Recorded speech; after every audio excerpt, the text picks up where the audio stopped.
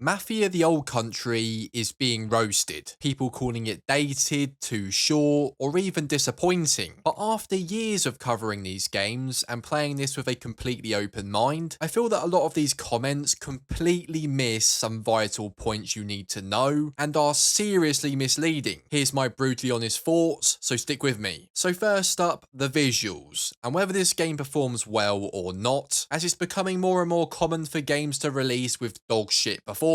So the visuals are nothing short of amazing, but with it being built on Unreal Engine 5, you do kind of expect it to be good. But wait until you see this game on your own monitor screen, as it is a true beauty, and it's easily the best looking Mafia game we've ever seen, and it truly feels current gen with insanely good character models. But what about the performance? Now I have seen quite a few complaints at 4K resolution, but as someone who's been running this at 4K with pretty much ultra settings, DLSS and frame gen enabled, it was pretty flawless. The transition from gameplay to cutscenes sometimes was a bit clunky, but nothing atrocious or worth bitching about, and I haven't encountered a single crash, bug or even glitch. And from what I've seen, with the right settings, performance really isn't a problem. So it has a solid foundation, but the actual gameplay is where things get seriously interesting. So starting with the stealth, enemies do often face walls and away from you, which makes taking them down rather easy. And you don't often see more than one together as well, which does make things pretty straightforward. Cover works as it should, and it feels fluent and responsive. Takedowns do the basics and are what you've seen about 100 times before, but they do introduce a little mini game to make the struggle a bit more realistic. But they don't look as badass as in Mafia 3, but Lincoln Clay was pretty much the Punisher for Christ's sake, so it's obviously not going to look as good as this.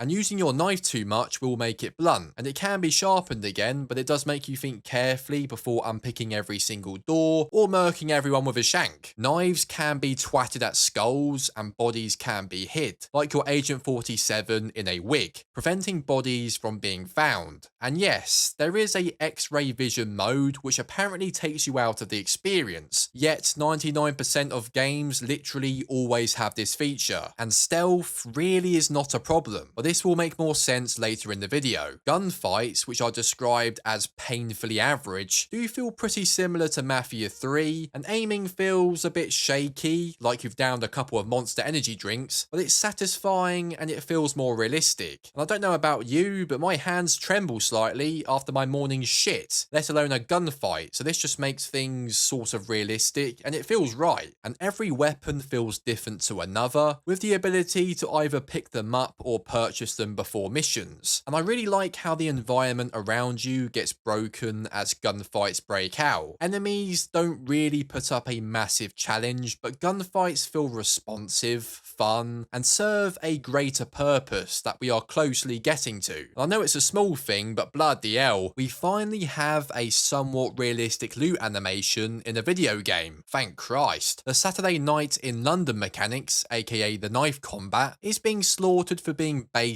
and kind of piss poor. And yes, I wouldn't play this as a warm-up before getting the train into Croydon, but I feel like it's being criticised wrongly. It feels way more fleshed out compared to previous games, with the ability to parry, slash and thrust, and the blood effects are a great addition, and combat no longer feels like a short, forgettable 30-second encounter that I've definitely never experienced before, and feels more like an epic realistic fight, which also suits the time period very well. And driving is notorious for being great in Mafia games, but it does something very ballsy, which is always bound to piss people off. For a while, it's not center stage like in the other games, and riding horses takes the spotlight. And for those of you who know the games well, the famous Mafia race mission is with horses this time, and you'll be glad to know that it's not painfully hard like the others and won't require an order of drywall on standby. Although it does feel scripted, which I actually think works pretty well, as Red Dead Redemption veterans like potentially you and myself, jumping to first within a matter of milliseconds isn't exactly realistic and would hinder this specific moment of the story. And once you do finally get to drive a car, you'll be reminded of how the Mafia series really has perfected driving in their games. The hybrid between an arcadey feel and realism returns, and yes, it's not massively different from previous games, but it doesn't really need to be. At one point in the game, it asks you whether you want to skip the drive, and in most games, I'd be saying yes faster than a fat kid in Mackey's. But in this, I just wanted to drive for ages, which says everything you need to know about driving. So at this point, you might be thinking, okay, so the graphics and driving might be really damn good, but why is it not a problem that the game has very average gunfight mechanics, combat, and stealth? I think there is one major thing a lot of these posts and videos criticizing the game are seriously missing. Mafia The Old Country is a true story-focused experience, just like the first and second game, which by the way is always regarded as the best in the series. It's the complete opposite to the disastrous Mafia 3. It's not interested in being an open world with awful repetitive missions and a very mid-story, and it does exactly what made the first two so great, and puts the story first with the gameplay as the supporting act almost. And yes, don't get me wrong, gunfights and stealth should have been more fleshed out and improved upon. I don't disagree with that, but I truly believe a lot of these people are missing the point. The story in this is a complete fresh air of breath compared to any game I've played recently. Despite being set in 1905, which I wasn't really overly keen on as I preferred it to be set in the 80s, it does what a lot of games fail to do these days. Enzo isn't as charismatic as Vito, but he's likeable and feels way more grounded and real compared to others. You care for him and follow his journey without overcomplicating things with endless side quests and trying to tell too many stories at once. The pacing is slow, which not everyone will like, but it does feel grounded and suspenseful, and seeing the Don in his early years is fascinating to watch, and the inclusion of other Mafia characters I won't spoil really caught me off guard and expands the lore in all the right ways. Even the new characters are great, and the game does a great job of making you feel something towards them, instead of them being throwaway characters to pad out the story, and the complaints of it being too short just don't make sense to me, and it comes down to personal preference. And I don't know about you, but it's so refreshing to play a 12-hour compact, insanely well-told story game instead of racking up endless hours in a big empty open world with thousands of side quests, infinite skill trees, and a $70 price tag. And there's nothing wrong with enjoying these types of games, and I play them myself, but Mafia The Old Country shouldn't be slaughtered for not being one of them, especially when the first two games most people absolutely love is literally the same length, and the price even reflects exactly what you get. I paid £30 for this, which is the cheapest I've paid for a AAA game on release in years, and I don't regret it one bit. If you want to play a linear, amazingly well-told story-focused game that respects your time and doesn't cost a fortune, don't be put off by some of the misleading bad reviews. And I'm going to leave a link down below to where I bought the game from if you do want to experience this game for yourself, and I would love to know your honest thoughts in the comment section down below. Do you think Mafia is heading in the right direction again like me, or do you think it's a disappointment? And to see what it was like to play Mafia 3 in 2025, as this game is known as the worst in the series, just click the card on screen. You don't want to miss this video. Thank you guys for watching as always, and I'll see you next time.